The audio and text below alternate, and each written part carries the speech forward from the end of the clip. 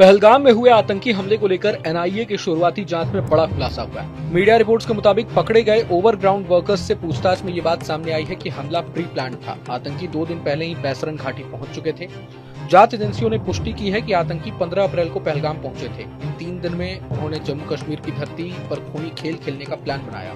खुलासे के मुताबिक उन्होंने वहां 4 अलग अलग लोकेशंस की रेकी की थी, जिनमें आरू घाटी, अम्यूजमेंट पार्क और बेताब घाटी शामिल थी।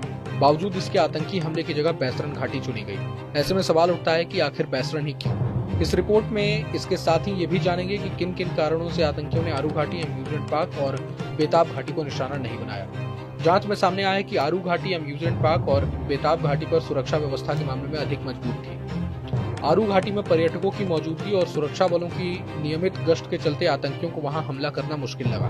बता दें कि आरू घाटी पहलगाम से करीब 12 किलोमीटर की दूरी पर स्थित है। ये एक शांत और बेहद खूबसूरत पर्यटन स्थल है, जो घने जंगलों और ट्रैकिंग रूट्स के लिए जाना जाता है।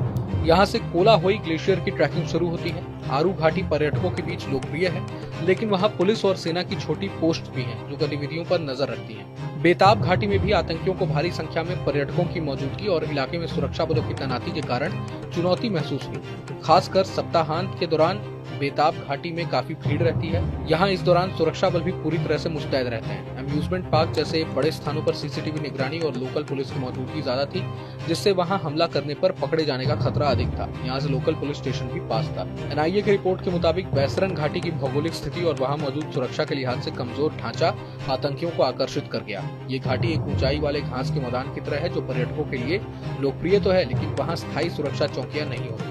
इसके अलावा घाटी की ओर जाने वाले रास्ते पर निगरानी कम रहती है। ये स्थिति आतंकियों के लिए एक सॉफ्ट टारगेट का मौका बन गई। बैसरन घाटी की दूसरी खासियत ये है कि वहाँ पर्यटकों को ट्रैकिंग के लिए ले जाया जाता है, लेकिन हर समय भारी भीड़ नहीं होती।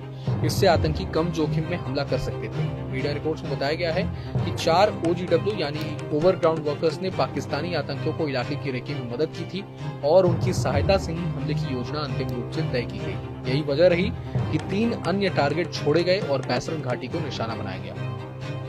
गौरतलब है कि अब तक की जांच में घाटी में 3 सैटेलाइट फोन के इस्तेमाल के सबूत भी मिले हैं। इनमें से 2 फोन के सिग्नल जांच एजेंसियों ने ट्रेस कर लिए। साथ ही अब तक 2500 से ज्यादा संदिग्धों की पहचान भी की जा चुकी है, जिनमें से 186 अभी भी हिरासत में हैं। जांच एजेंसियों का कहना है कि नेटवर्क बड़ा और संगठित है, लेकिन धीरे धीरे उसकी परतें खोली जा रही हैं। बहरहाल पूरे मसले को लेकर आप क्या कुछ सोचते हैं, कमेंट बॉक्स में जरूर बताएं। अगर आपको ये वीडियो पसंद आए तो लाइक करें और चैनल को सब्सक्राइब करें। वही तमाम बड़ी खबरों के लिए देखते रहें न्यूज नेशन। न्यूज नेशन अब व्हाट्सएप पर खबरों के ताजा अपडेट के लिए न्यूज नेशन के इस QR कोड को स्कैन करें।